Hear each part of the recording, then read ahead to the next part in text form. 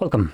In front of me is a OPPO A38, and today I will show you how you can hard reset this device through settings. So to get started, you want to open up your settings. From here, navigate all the way down and select additional settings, and scroll down again and select backup and reset, and select reset phone, erase all data, and then erase data twice.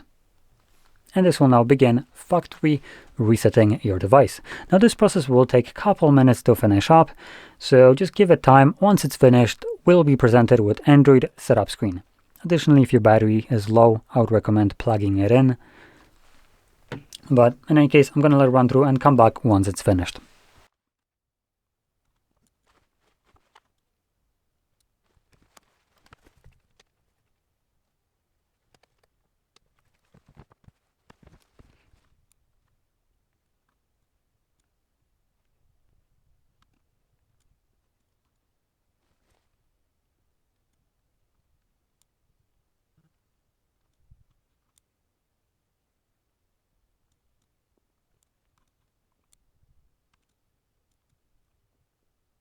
And as you can see, the process is now finished and you can set up your device however you like.